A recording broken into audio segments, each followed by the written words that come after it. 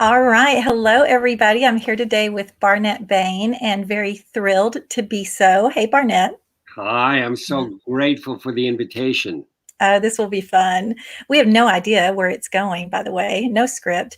But first, Barnett is the author of The Book of Doing and Being, Rediscovering Creativity in Life, Love, and Work, and the third story, Awakening the Love That Transforms. Select film credits include Milton's Secret. He was director, screenwriter, starring Donald Sutherland, based on the novel by Eckhart Tolle. Oscar winner What Dreams May Come, which Barnett produced, starring Robin Williams.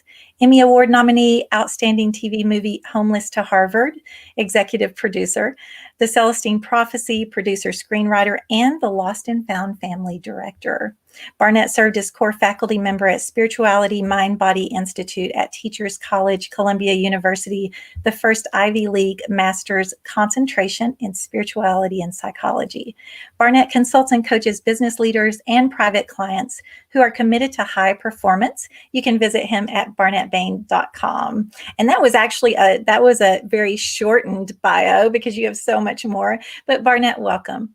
I'm so glad to be here. Hello, everyone. We'll have also comments and questions hopefully coming in. We'll see what comes in. So I'll keep an eye on those. Barnett, there's so much to talk about since this series, Growing Whole, is about all things around aging, which is something we all do from the moment we are born. It affects every single one of us. I'd like to start by asking your own thoughts on aging and how this particular decade that you find yourself in is changing you, if it has. What a question. Oh, my goodness. So, like all of us, I contain multitudes.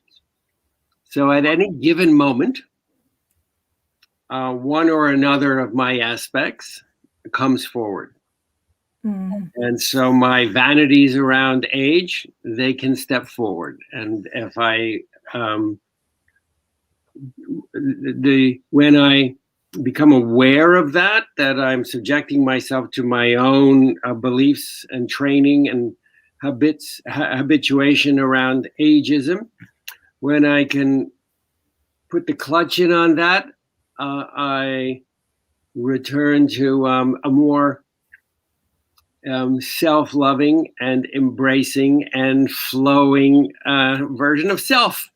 So from there, in contrast to all the judgmental stuff that I hold about what it means to get older and what it means to feel a little more creaky and a little slower and a little more forgetful and all of those things, and like in contrast,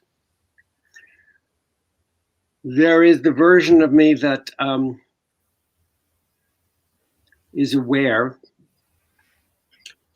that I am bringing ideas, thoughts, feelings from the past into the present moment. And that is what takes a toll on my physiology and on my sense of well-being.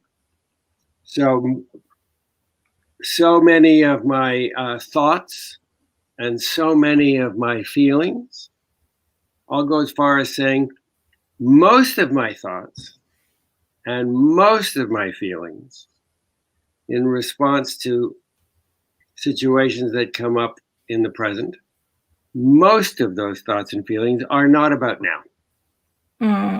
They're old thoughts and they're old feelings that hijack my ability to be present and to ride the wave of something that is virginal and new. So I dress them up with hair and makeup so that so I can pretend to myself that these are current responses to what is coming along in life. And I mean this many times an hour. I'm not talking about big events. I'm talking many, many, many times an hour, sometimes several times a minute. Something will come along in the flow of what we all aspire to be present. Hmm. In order to be present, in order to make a distinction between what is past, what is old, what is aging myself, in order to be present, I have to first become more tender, close, and intimate with the stories I hold about the past, with the injuries that I sustained, often going all the way back to the nursery, sometimes before in utero. Mm-hmm. That to this day inform the choices that I make in response to the challenges, large and small, about life. Mm-hmm. I have to really know myself. Is this really about now? Or am I abandoning myself when I most need my own support? When something that comes along, many different things, many times a day, that are the same, similar, or familiar, they could be so remotely similar that they're similar even below the threshold of my conscious awareness, but the body remembers everything. Mm-hmm. Body is the first outpost of our subconscious. It's all in the body. So something comes up, the body remembers, and I begin to have responses that are not about now. And I age. So more than anything to do with maturing into a relationship with aging, I want to first mature into a deeper intimacy with presence. Mm-hmm. So beautifully said. And, I'm reminded of something you said.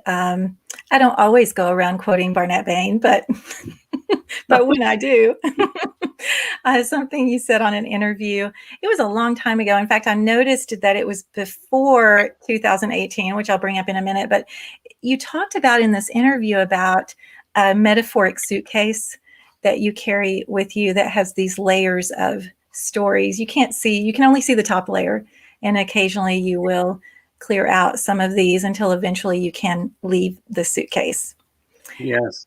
Now, in 2018, toward the end of 2018, you lost your house in the California fires. And I believe pretty much everything you owned. Is that correct? Every single thing. Everything. Wow.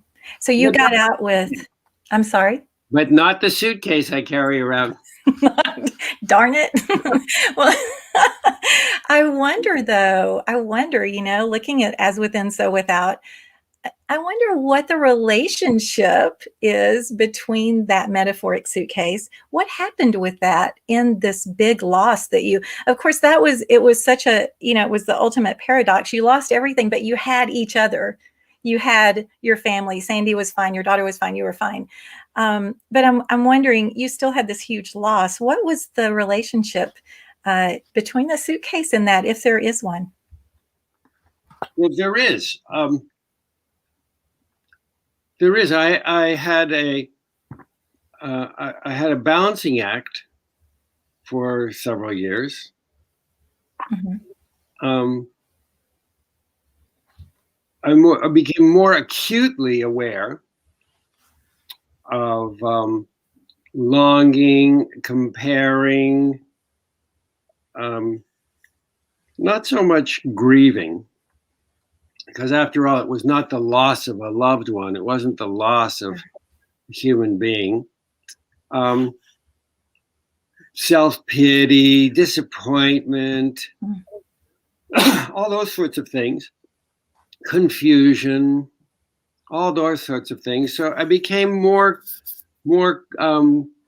aware than ever of this interplay of feelings and of ruminating over and over, how much time I devote to such a short menu of thoughts. Mm-hmm. Wow. And I have such a short menu of thoughts. I found myself going over the same kind of 4, 5, 6 things over and over, and sometimes they were disguised as different kinds of thoughts, but they were always about my safety, my well-being, my finances. Mm. So they didn't.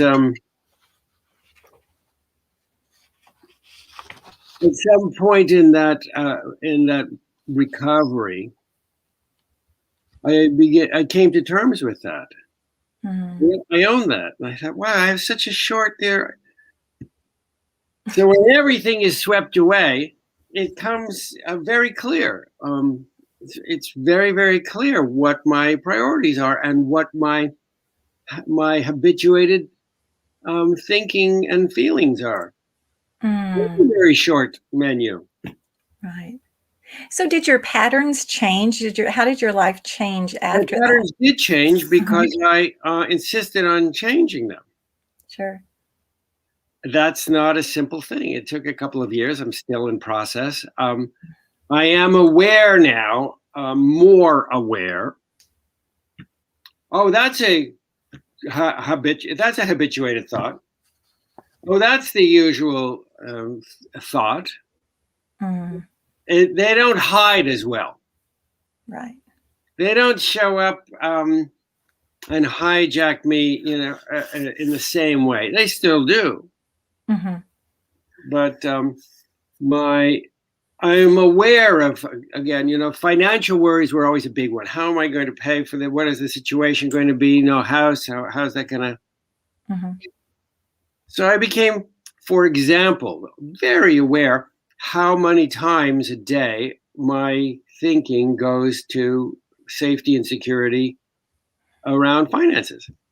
And if I thread it back, I can see that has been there all through my life.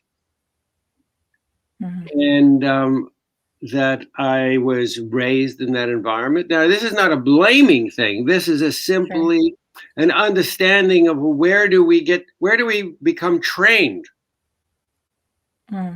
It's a training. So I cannot become free to self-develop until I understand what has been default laid in. So I realized that some of that goes all the way back. Then I realized even when my mother was carrying me, she was a young woman. She was 19 years old, pregnant with me, and I already had a 4-year-old sister. Wow. So 19-year-old woman with 2 children in a divorce. Do you think that she might have some gender bias? Do you think she might have some financial stuff? Now, my chemistry and her chemistry in the womb, one chemistry. So we do not come into the world a tabula rasa. And those of us that are disposed to hermetic thinking and esoteric thinking, we are aware that we come in with certain themes. But let's just move that aside. Let's just talk about this particular lifetime. We come in with certain programs pre-installed. They're not ours. And many of those anxieties that I took on and built upon originated from my mom. Not a blaming thing. I can't stress that enough.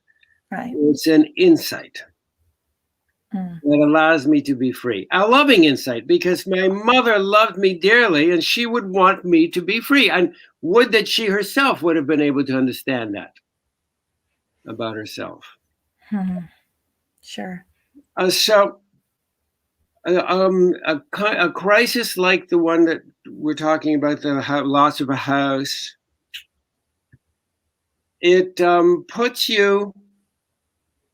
me into a state of chaos. And my choice was, is it going to be a constrictive chaos or a constructive chaos? What can I learn about myself as I'm being run through the rinse cycle? Right. What can I learn about myself? more clearly than ever, I could see the habit in my thinking and in my feeling. And I wanted to become very intimate with them so that I could recognize them. And again, it's been a couple of years now, but I recognize them many times every single day.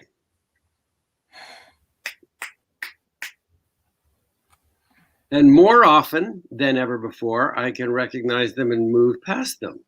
And so I feel that I have more liberty as a human being than as a man than I have ever had. And sometimes they are so triggering that I find myself fragmented. I shatter into bits of thinkings and feelings that are all, they all have as a common denominator basic old hurts. My mother, or ones that I built upon, because we have these patterns that originate early, and then we scan for them for the rest of our lives until we understand the process, and then we can put a pin in it. But otherwise, we are always scanning to reaffirm the thoughts that we have, the defenses that we have. We're always scanning for the problem. And we're always scanning not only for the problem, but we're always scanning to give more weight, more to scanning for evidence that there is a problem. That's simply the way the prefrontal cortex, the executive brain, that is how it is designed. Right. That is what it does. And we will never outthink life, because that is what it does. We have a spiritual component to us that is that has the agency to understand with compassion and to supersede those patterns and in so doing, it allows the logic and reason machine to lift to a whole nother octave of efficiency. It then is able to begin to serve an entirely different purpose. It's not just a logic and reason machine devoted to protection or domination. Right.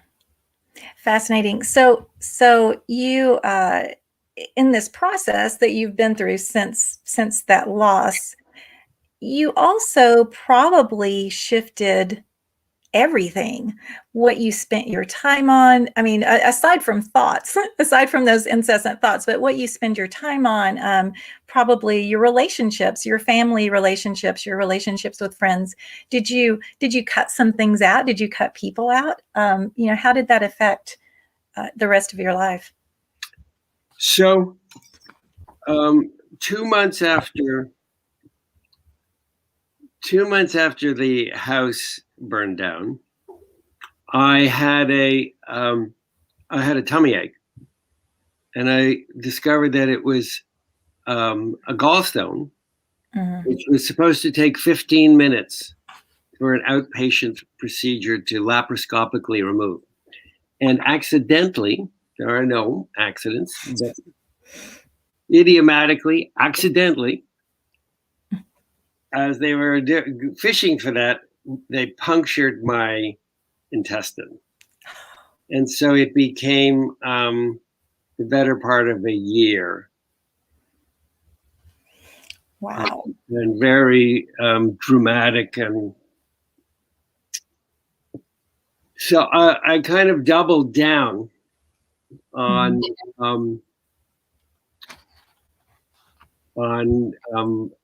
putting myself into neutral. So it wasn't just the house, and now it was also my house. Sure. And that afforded me an opportunity to go again, it's not a sequential thing, but it was all part of a deeper dive into my own self-knowing. And I don't think or suggest, I don't think that it has to be a crisis for us to turn more deeply inward. It doesn't have to be a crisis. But that's how it played out for me. Yeah. So I did not, I didn't cut people off or withdraw from people. I have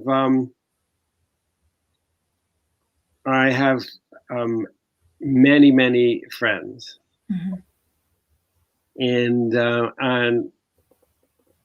one of the priorities of my life is to tend my friendships the same way that we tend the garden. And so it matters to me that I love and feel loved by my friends. Beautiful. So there was a desire to kind of withdraw because like a wounded animal you wanted to treat. And I didn't want to do that. Well, we have such an obsession, or not an obsession. I mean, I guess we're obsessed by youth, going back to the beginning. But we really have this fear of death that feeds that youth polarity. And I wonder if that loss and the health issues, what that brought up for you. I want to ask you that, but also let me insert this really quickly. You produced a movie starring Robin Williams in the late 90s called What Dreams May Come. Very much about living and dying, very much about that. And I admit I've seen that movie more than 10 times.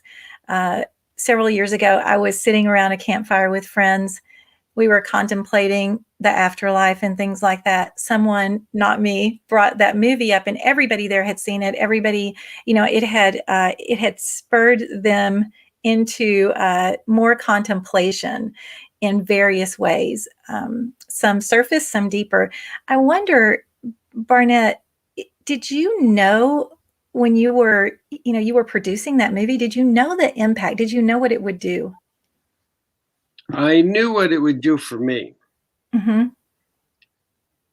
When I was a younger man, I had delusions of grandeur, and I harbored certain kind of egoic things like, oh, I'm going to make stuff that changes the world. And so that is not constructive. It is an adolescent look at me thing. It's a vanity. So and that was there. So it's not that I knew I was doing things that were going to be helpful. I was doing things to the extent that was there. It wasn't the only energy, but I wasn't doing things. My ego said I'm doing them to be helpful, but I didn't understand enough about it to be an authority, to claim the authority to do such a thing. So that's honest. It's nonsense, it's nonsense. And so many in our community, teach and are out there, and it's beautiful that is there. And I certainly counted myself in it. I probably still have that energy to some degree, but one is most effective as a teacher if they can own that. I'm teaching what I most need to learn.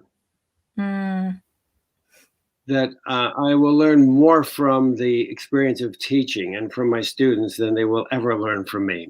That's very different come from than I'm doing something I'm going to change that's going to have big impact.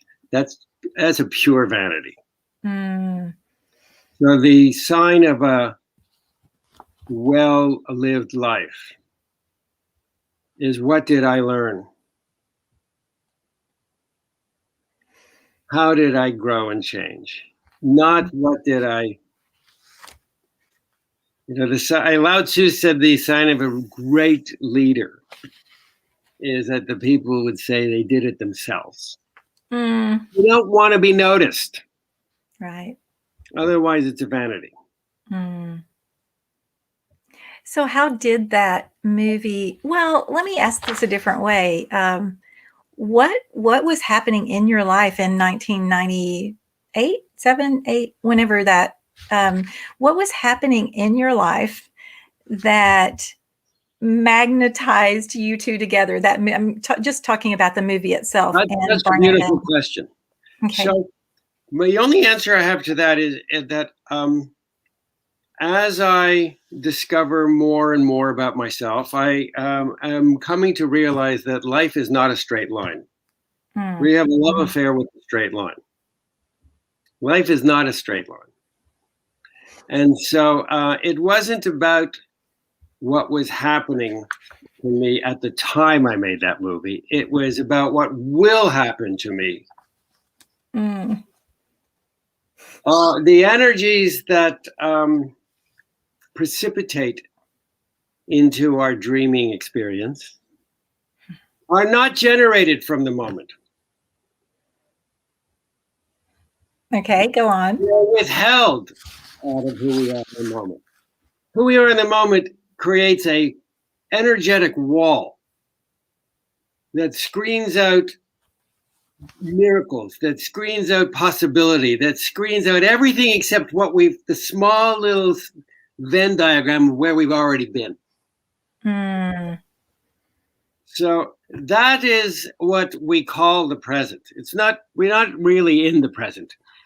In what we call the present, we are, for the most part, almost entirely, bringing experiences and thoughts and feelings and hurts and expectations from the past into the present moment.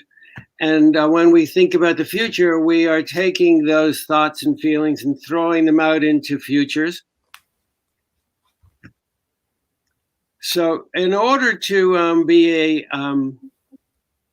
a generator, to be in a place of receptivity, it requires knowing ourselves enough to put a clutch in. And fortunately, love and growth is a very crowded path. And we are not alone in it. There are multiple versions of ourselves, aspects of ourselves, inside and outside of all kinds of linear time frames, which are just constructs of the mind anyway. Mm-hmm. They don't exist. They exist as experiences in the same way that dreams experience. But, it's not, life is not a straight line. And they also are crowded with friends and guides and well-meaning support. It's a love-filled universe. And so we don't always get what we need, but we always get what we ask for. And generally it is from aspects of ourselves that are beyond where we are right now. Well, I did not fully grow into, when I look at the details of my life this far, I grow into those details after the fact.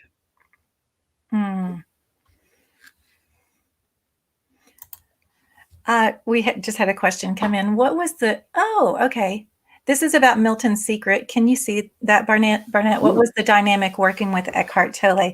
This happens to be from my husband. Hi, Steve. So the dynamic was, I had a meeting with Eckhart, and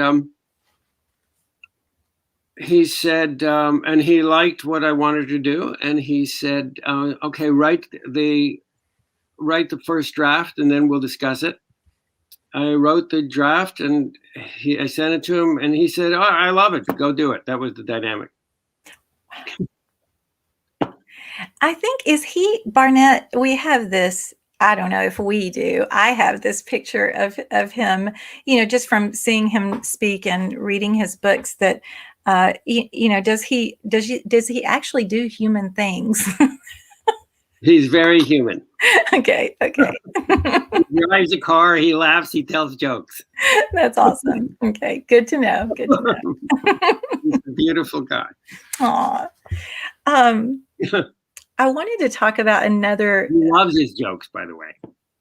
He loves his own jokes. He loves his jokes. He loves it.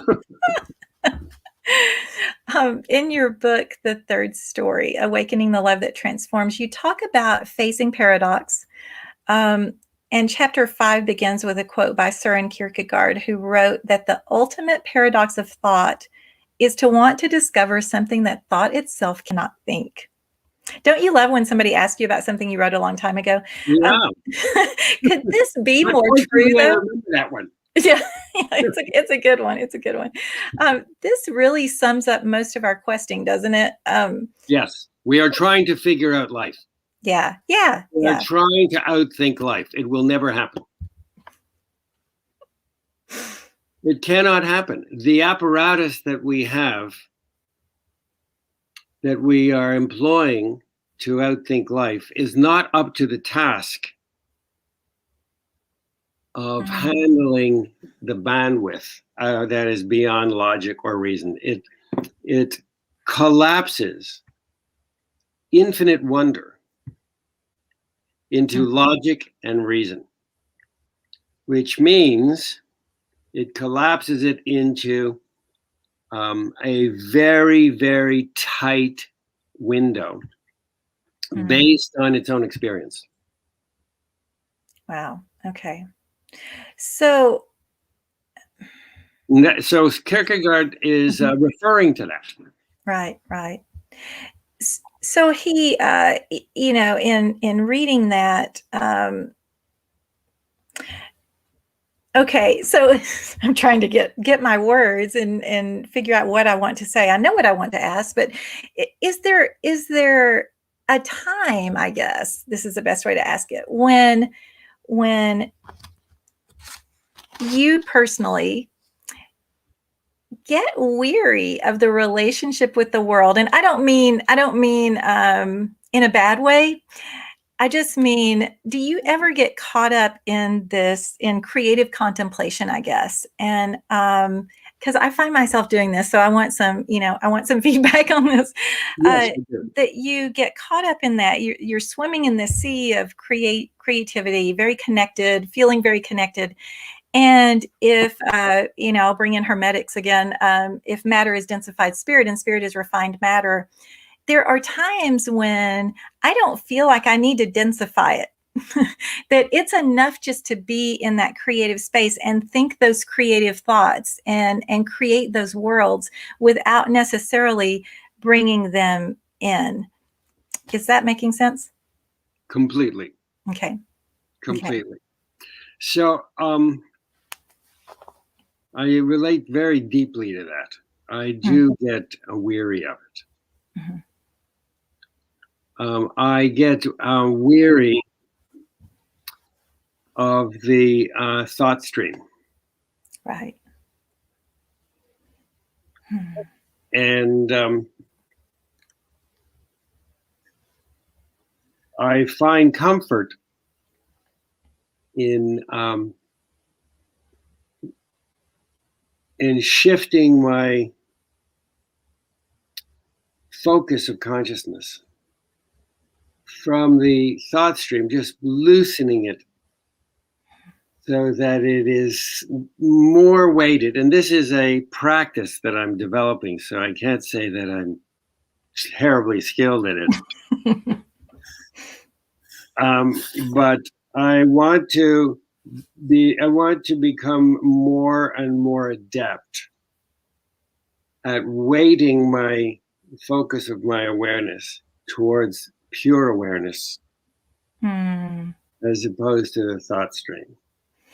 So to unpack that a little more for those that are listening. If you had if in the next moment you had amnesia, you forgot everything about yourself. You didn't know your name. You didn't understand. You had no language. You didn't know what language you spoke. You didn't remember any language. You didn't remember anything about anything. It's all wiped clean. What would remain? What would still be there? And the answer to that is awareness. If everything was wiped clean, I would still be aware. Aware of what? The logic would be wiped clean. So that's not the point. Right. Aware. When I see the bird that's sitting outside my window now, that creature is aware. It's not processing data. It's not thinking about appointments that it has. It's not looking at its list. It's aware.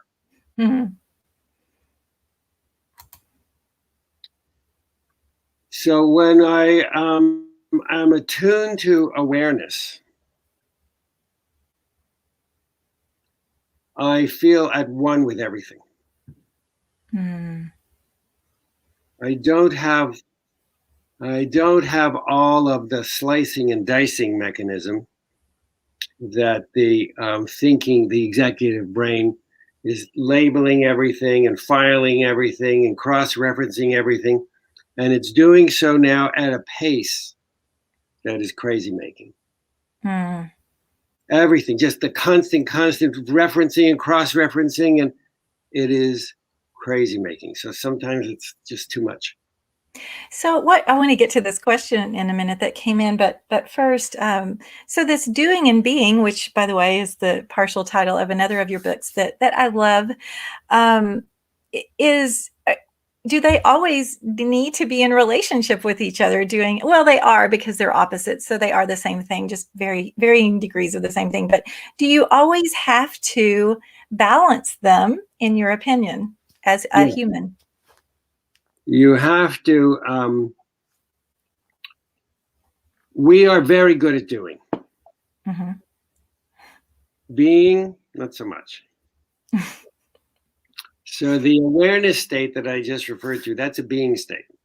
Sure. I am quite undeveloped around being, and overdeveloped around doing. And I would submit that with the exception of one, maybe two people that I've ever met, that's the case. Yeah. Sometimes so much so that, we'll have this discussion and they say, yeah, okay, I hear you. How do I do being? Okay, I want to do more being. How do I do being? That's how we are trained.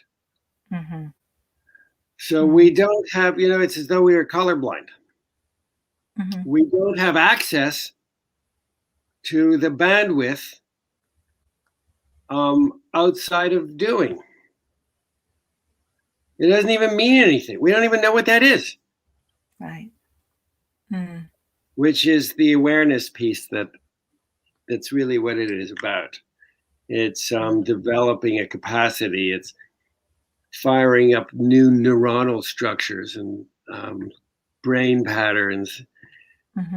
It allows the imagination to begin to extend out and to grow in ways that previously we've had no interest or no awareness of, no sense of, and so we haven't fed it, we haven't allowed it. We keep cultivating our imaginations. The way they have these fields that we overuse our fields, and we don't replenish them, and the same crop all the time, and that's what happens to our imaginative capacities. So without a being state, the capacity for our imagination, for inventiveness, for discovery of something beyond what is already known, as opposed to just iterations of what is already known, where it's preempted. It's outside our ability to, and even if it happened,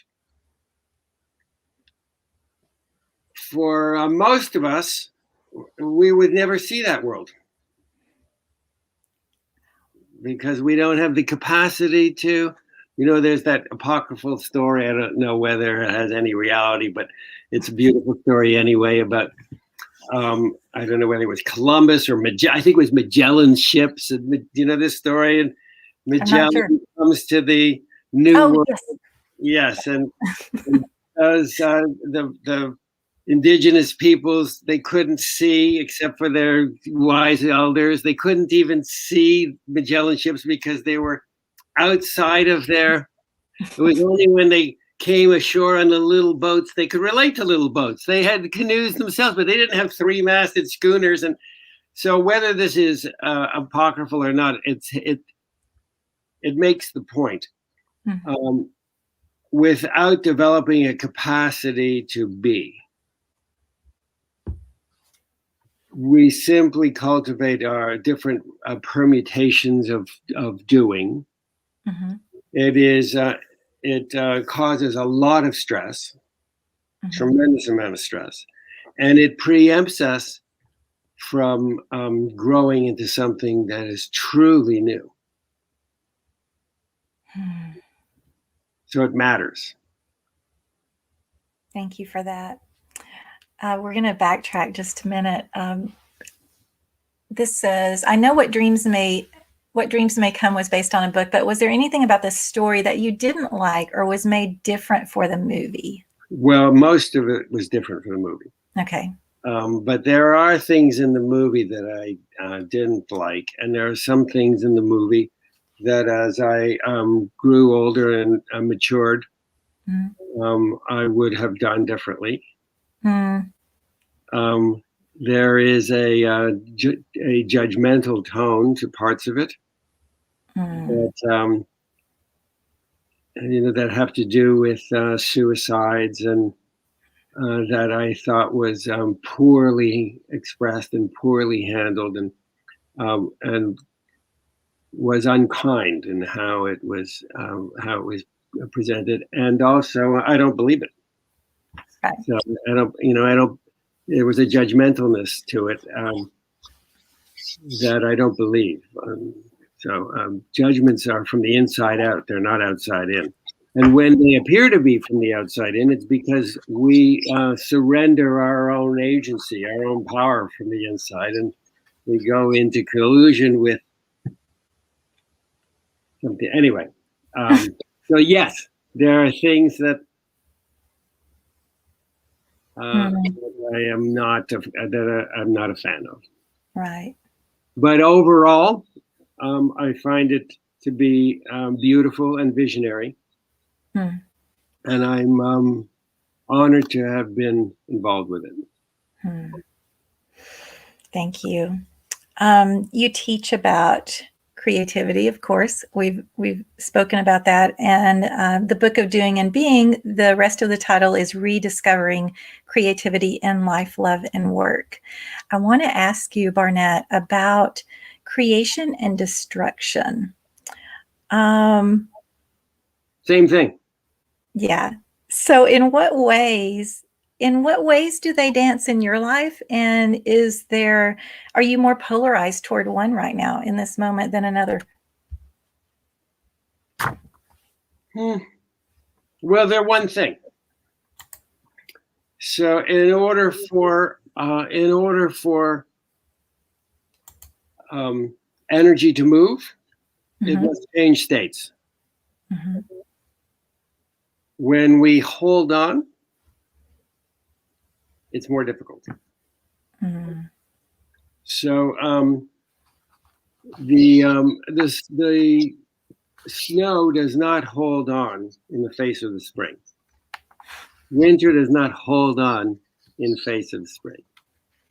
The autumn leaves do not hold on in the face of winter. So there is only creativity happening.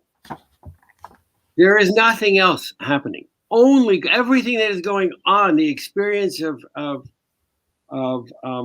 creation itself is ongoing. It is constant. And as it becomes expressed through human beings, even the most armored, psychologically armored. By the way, psychology, our psychological constructs themselves, those are creative acts. We have experiences.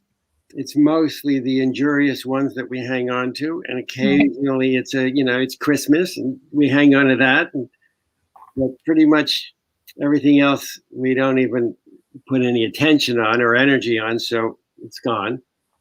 And we build an if-then construct.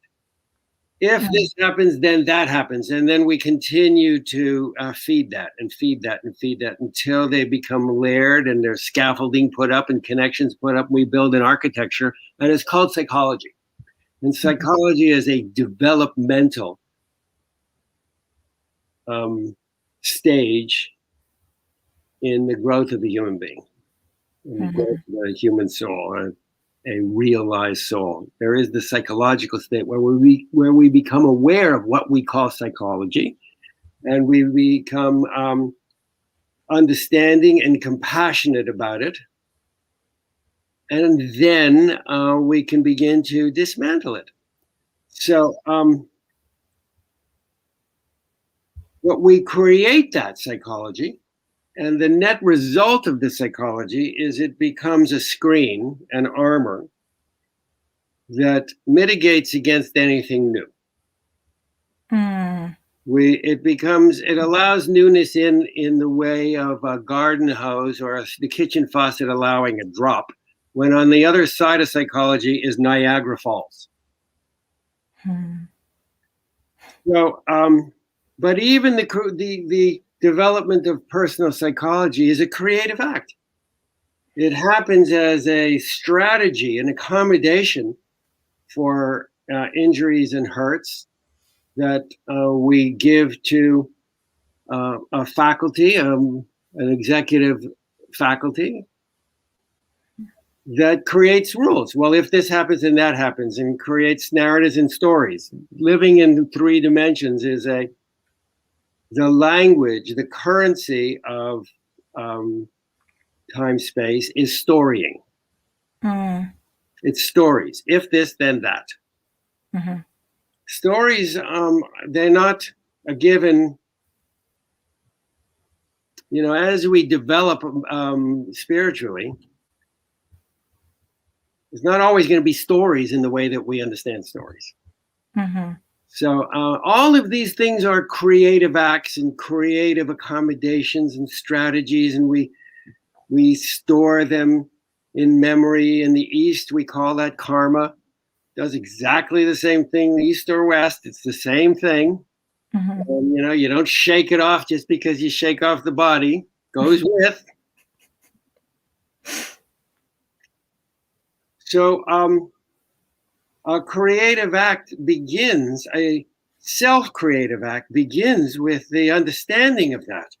Now I can become a co-creator. I'm not just creating by default, by this happens, so I make a hard and fast choice. I'll never let that happen to me again. You can take that with you for a lifetime and for lifetimes. So it's when we understand that we begin to dismantle the hold of memory. We begin to recreate ourselves consciously. I now consciously destroy. Some people are very frightened when I say that. Consciously destroy the clutter that stands in the way of being present in a virginal moment without any history, just in standing in my pure awareness and in the integrity of my own character, the lines I will and will not cross. And I meet the world with that. So Always. Oh, there's nothing else going on but creativity. Nothing. And somebody that shuts down so much that, I will not create anything. Well, that's a creative act. It's not a constructive one. Right. Not a happy one, but it's highly creative. Mm. Is that helpful? It's so helpful. Yeah. Yeah. So there's, we're either creating consciously or creating blindly in each moment. I'd like to, well, when you were talking about this, I was thinking,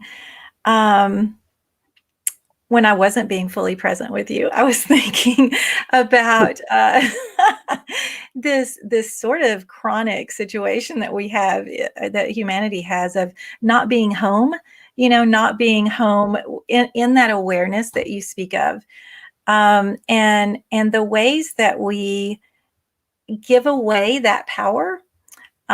We do it when we blame others. We do it when we wait on some future event, when we worry about something that might not happen, when we get caught up in our stories, when we connect on technology, that I'll use air quotes, connection, when we post things on social media and, waiting for feedback and things like that. All these ways that we are not home, that we have left our home in disarray.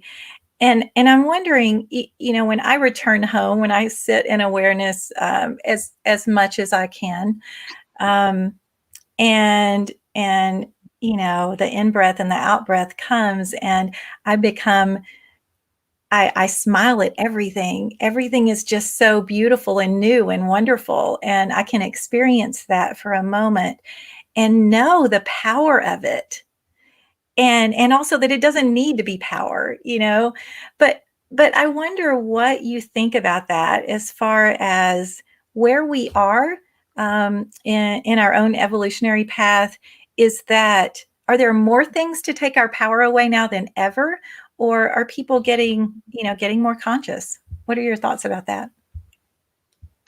Well, if one is becoming more aware of the aspects of self that are prone to being hijacked,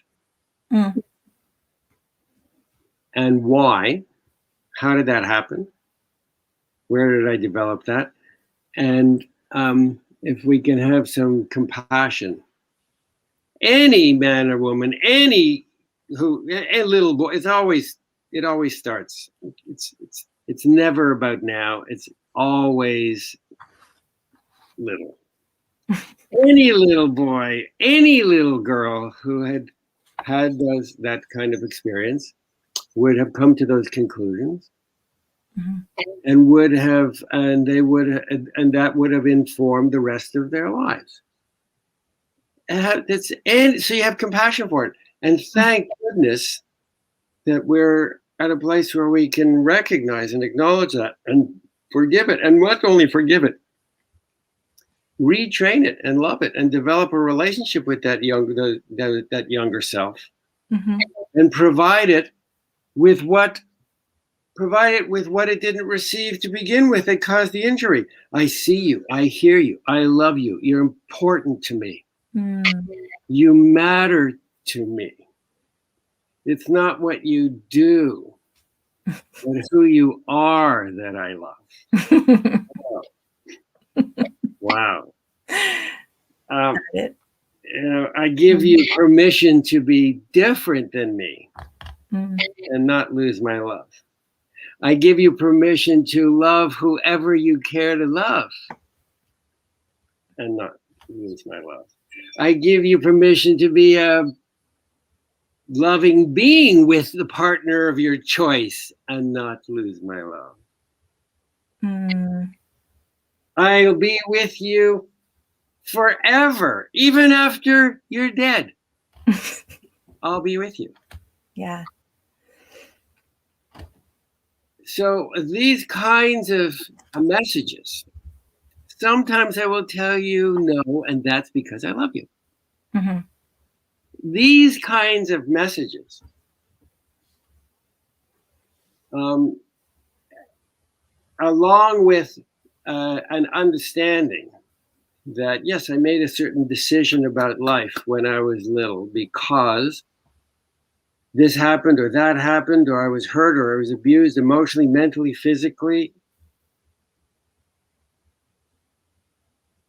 So I want to be aware of that and to recognize how it is recurring on a daily basis and understand that some younger version of my experience has leapt in from the back seat and grabbed the wheel. Mm. And I don't want to, it's easy to go, oh, that. I love you. There you are again. I love you. Mm. That's not how we're going to do it now. You don't have to be afraid. You don't have to be in control. Mm. I will be in control. And you can trust me. And you can trust your inner voice. Learn to trust your inner voice. And I will be there with you. Mm. So to your, it's a long way of answering your question, but I hope it does.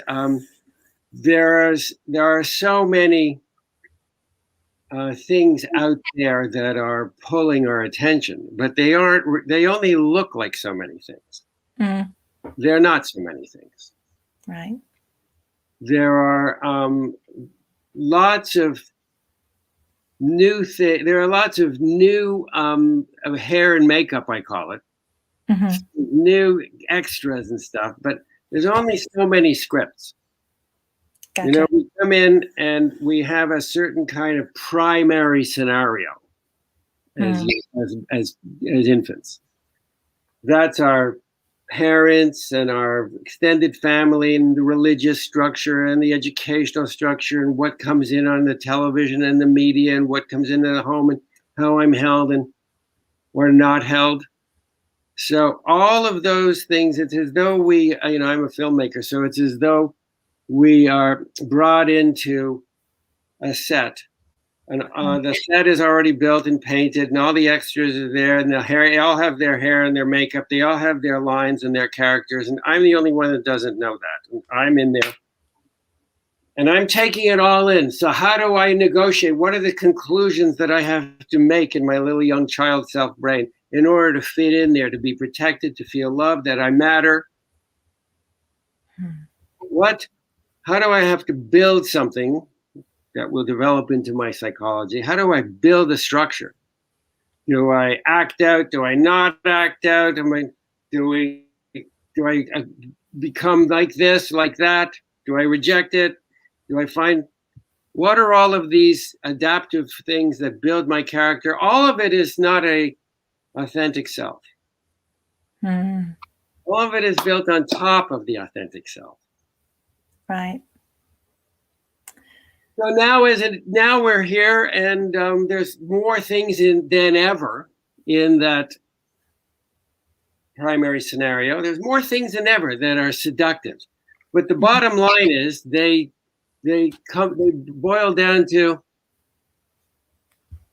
this makes me feel less seen, that I matter less, or this makes me feel that I matter more in a false way. Mm. That's all. There's only those two things. Sounds so simple. Well, we begin to. It is simple. Mm-hmm. But that doesn't mean it's not complex. It's a paradox. Right. We only ever want to give and receive love. There's nothing else going on. So in some way, that is really comforting. Every single thing that goes on, it doesn't feel good or it feels bad. I only want to give or to receive love. Mm. So all that other stuff, and then if I'm not getting love, the solution isn't to jump on board whatever whatever's going on in the culture. It is to go to that young injured self and say, I hear that I'm experiencing your craving for love, that you're feeling you're feeling like an outsider, or you're feeling unloved, or you're feeling hurt, or you're feeling, talk to me. Mm. And if you don't talk, then I will just sit with you. I'll sit with you. And I may think, oh, this is ridiculous. I'm making this up. You're making up everything, folks. You're making up this. There's nothing that you're not making up. And I know that could sound like a stretch for some of us, but it's worth giving that some pondering. You're making up everything. Mm. Barnett, Ruth Ann says, thank you. She is resonant with you, with your thoughts. It's just another small talk session with Barnett Bain. Barnett, such a pleasure to be with you today. I wonder if you could tell us do you have any projects right now out in the world that you'd like to share? I have a new project that's coming along. It is a movie about a 15-year-old Ethiopian boy who graduates Stanford physics at 15 with some ideas that disrupt a $300 billion a year physics industry. And so complications ensue. Mm. That sounds beautiful. What's the time frame? I'll be shooting it next year, starting in the fall. So nice. Probably 18 months, 20 months. That's awesome. We look forward to that. Shakina says, thank you both for making all of this up. Thank you for co-making it up with us. It's been super fun, Barnett. It's always such a pleasure to be with you. Thanks so much for showing up for this. Thank you for inviting me, and I hope to see you again soon, online or in person. Oh, I would love that. I hope so as well. And thanks to all of you who are watching. You can learn more about Barnett at barnettbain.com. And go ahead and do me a favor, click subscribe below. We have some more interviews coming out for the Growing Whole series. So until next time, take good care, everybody. Bye-bye. Bye now. Thank you.